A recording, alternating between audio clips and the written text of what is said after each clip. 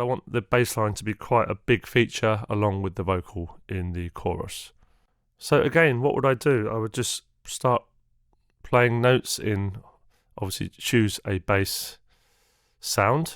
Any old sound will do to start with. Just start playing in some notes on the MIDI keyboard, or however you wish to do it, until you get something that works. So I'm going to program in the MIDI that I ended up with rather. So first of all, let's add some vital instrument tracks again. I think we're going to need 3 for different layers. So 3 vitals. So I'm going to have an upper layer, a lower layer, and a sub layer. So I'm just going to rename these so we can just keep on top of our housekeeping. So call this bass, upper, chorus, so it's super clear what these things are. If they're all just named vital, you're going to be in a whole world of trouble later on. You're not going to know what's what. And I'm calling it chorus because it's a different bass sound we're using for the chorus than we are for the verse. Simple as that. So we'll just do bass, chorus, sub. Okay, let's just start with the upper first, and we'll just come over here. We don't know where the chorus is going to be, although the vocals will actually tell us. Thinking about it, let's have a look. Okay, so this is where the chorus is likely to be.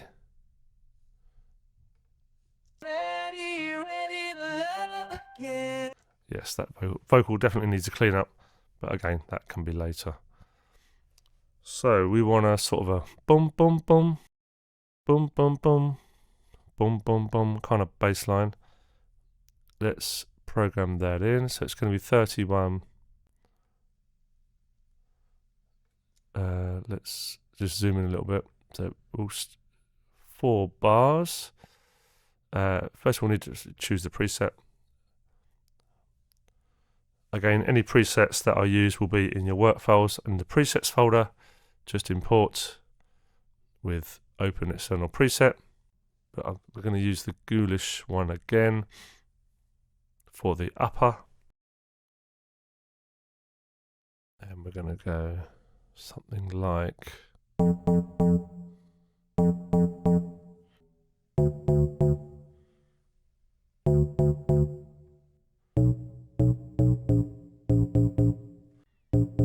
yeah, so something like that. So we're going to be F, F, F, do, do, do, and C sharp, sorry, and A sharp. Yeah, so let's just program that in. So let's go put this on 16th notes, and we'll just zoom in a little bit more. Easier for me and easier for you to see as well. I'm going to put the kick on. You could put the what do you call it on, the metronome on, but that's quite an annoying sound. We need the kick in here.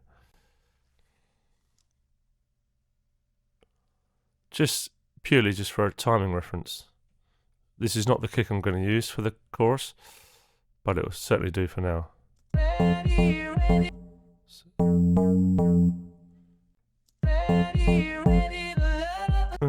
So we'll repeat that. Do, do, do, do, do, do. So it's offbeat, which is nice. Always sounds nice. Just see what we've got so far. I'm ready to love again, to open up to. And then boom, boom, boom. So we'll just copy them down again. So we want something like that. To open up to let you. Got that in the wrong place. So that's going to be there. That's why you always check it. To open up to let you in. Okay, so that's the basics of it. Obviously, we'll just bring down the volume. We've got to add EQ, compression, distortion, all sorts. So it's all very flat at the moment. So we'll choose the preset for the lower version, which is BTP bass fill. So it's already on my computer, so I can just search for it. In fact, it's not here, so I can show you how to install it.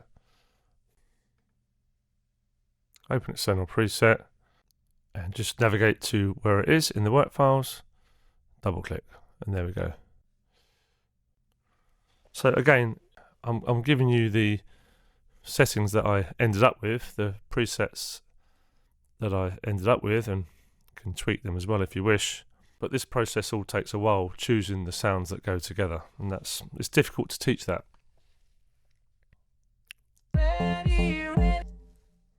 It's more of a trial and error type thing. Now let's just listen to this one. So you can hear that's the bottom end. And if you blend that in with the upper, that's why we've called one lower, one upper. One's got the thumping low end. And we're also going to add in a sub as well here. And this is without any distortion. So you can see it's coming along. But the MIDI is slightly different on the lower, because it goes down too low a register. That's too low. So what we can do is just take these last 6 notes, shift and up to put them up. Let's just turn off the vocals for a second.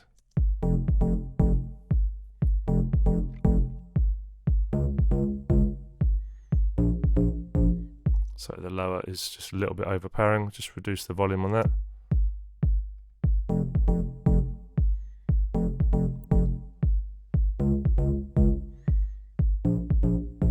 Sounds nice.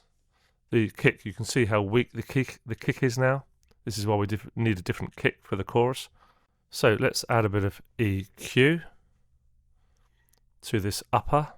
We're going to take off the bottom end, because we're going to be using the sub layer for that. And I did some pretty funky EQ on this actually, to try and get that. I'll show you. Let's add a loop, so we can just EQ this with it going round and round. I want to bring out the bite.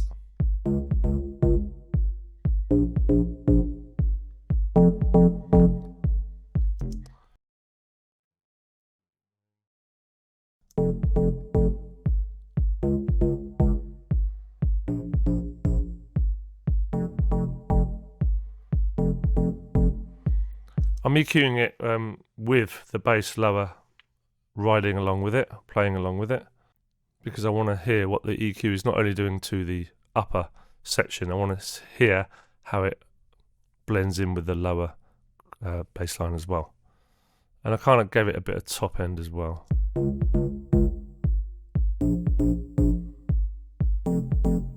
Now if we add a bit of reverb long as well.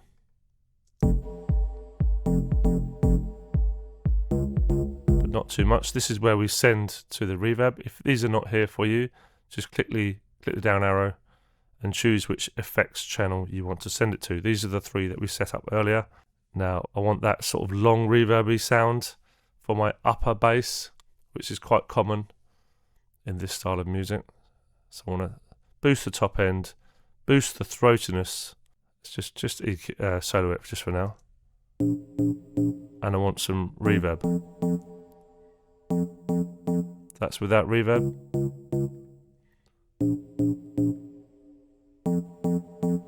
And if you remember, we EQ'd our reverb as well, just to take away all that low end and stuff. Otherwise this would be really messy right now. And let's just get that into the mix. And let's add a bit of distortion for good measure. So I'm going to use any distortion plugin you like. I'm going to use the inbuilt Quadrafuzz, which is a multi-channel distortion plugin. I believe there is free multi-channel distortion plugins, but really just use any distortion plugin. It doesn't matter too much. And we're just going to add a little bit to this upper section here, so distortion.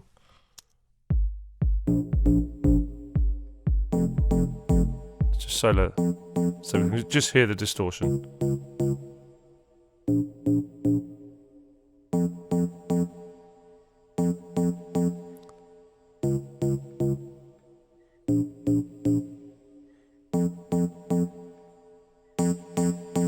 don't want to overdo this. Just a tiny bit on that. We're probably going to send all this to a group and add a bit more distortion anyway. It's just giving it a little bit of bite, cut through the mix. Let's EQ the lower. Again, I'm going to take off the bottom end because we're going to be replacing it with the sub of our own. Make that steep. You can not have the separate sub layer, and just go with this, but you just get a bit more control if you take off the sub of this lower one and add in its own sub layer. Then you've got full control. If you need to add or reduce any sub later on in the mix, you can just literally come to the channel and go up or down with the volume. That's how I do it. You don't have to do it this way.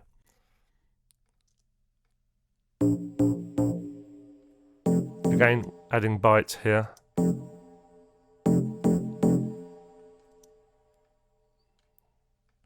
Having a little bit of trouble with my cursor, or mouse rather. So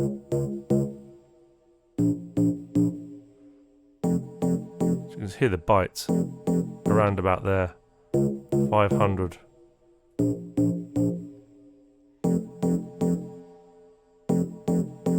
So if you compare this to a song by DJ SKT called Take Me Away, I love that bass line he's got in there.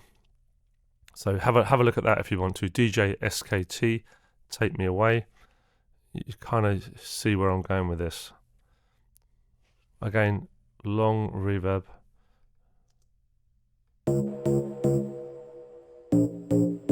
We don't want to overdo this because on the preset itself, if you come to the effects, it's already got a little bit of reverb on it.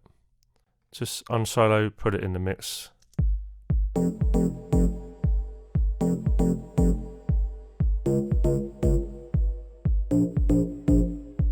Sounding quite nice. If you took all those effects off, you know, it would sound pretty bland now. So without further ado, let's add in the sub. So what we can do for this is just copy this one MIDI down, open up the bass sub vital, and we want the sub that I used for my Lasgo tutorial, which is not on this computer, so we'll just import it. You'll be importing it from the work files. Lasgo sub. I called it Lasgo sub because I used it in the Lasgo tutorial. It's just a simple saw wave and a sine wave. It's just a sub. This sort of register here is where it needs to be used. And let's just listen to that to make sure we've got the right notes. No, it's a bit high. So I'll Control A to highlight them all. Shift and down. So listen to this now.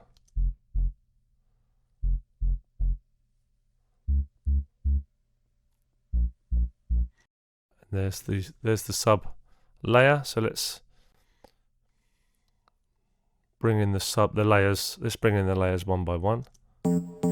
Upper, lower, which is a bit loud, and sub. Now you can hear that sub.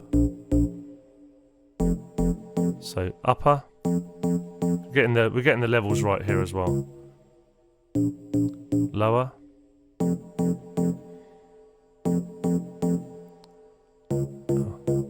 touch more on the lower, and sub. Now we have full control over that sub layer. Now what I might do here is take it one step further and add these to a group. So we've got a bass group, highlight all three, add track, group track to selected tracks. That is, I know that's slightly different in Logic and slightly different in Ableton, but if you're familiar with those doors, you should know how to create a group track.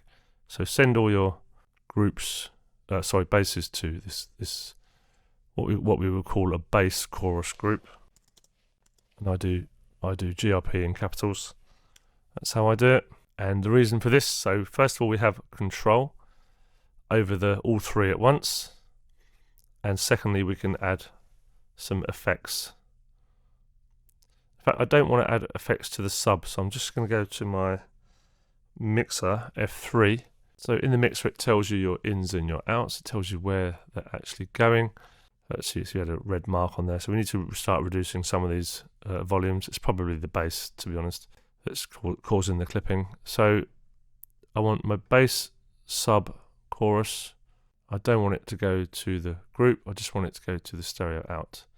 So what I've done there is I've got the upper and lower going to the bass chorus group, as you can see here under routing, but I've taken the bass sub out. I don't want to add distortion and stuff to the sub, basically. That's the reason for that. So let's go back into the bass chorus group, and we want to add a little bit of distortion again. I'm going to use a different one this time, Destroyer. So this is adding distortion to both layers.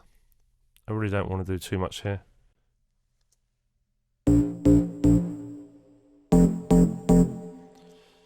Let's just reduce the volume. It's getting quite loud now. That's of the group channel. Why are we adding distortion? Well, for a bit of bite and a bit of oomph. Got a mix control, drive control. Don't want to overdo this though.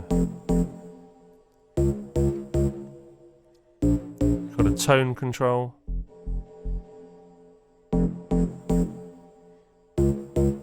Put that up full. So before, always do a before and after. After. So we want to turn the output down because it's a lot louder. Before and after.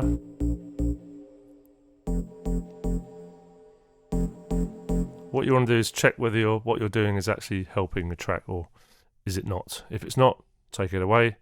But I think that adds a bit more bite. You could also add a bit of tape saturation.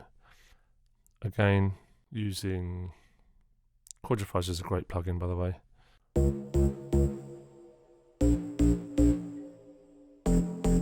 This is where you can affect the individual bands. So low, lower high, higher high, highs, or lower mid, higher mid, and highs. Again, just do before and after.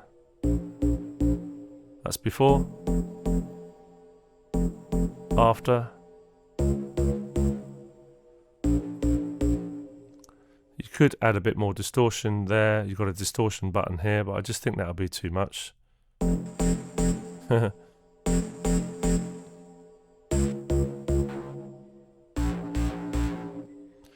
Now you could do that and just turn the mix right down.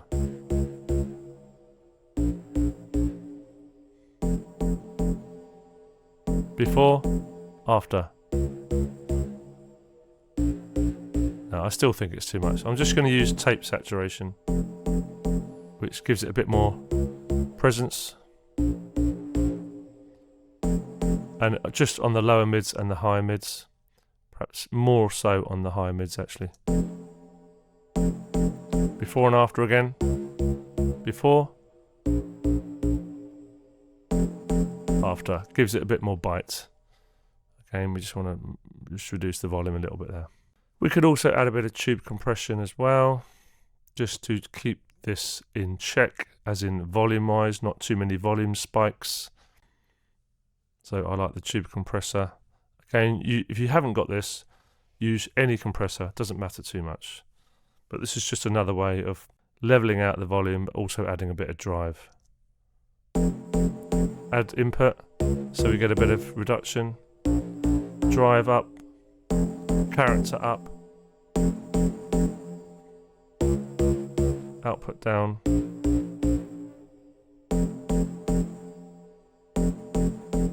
Before the compressor, after.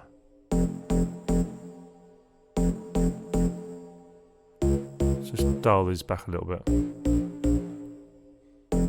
So you can see it's reducing here, and I'm sure you know what compression is, but it's just evening out the peaks and the troughs and keeping that bassline tight.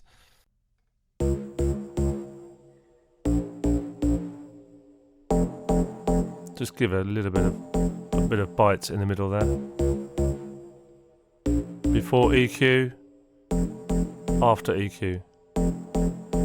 Just a touch there.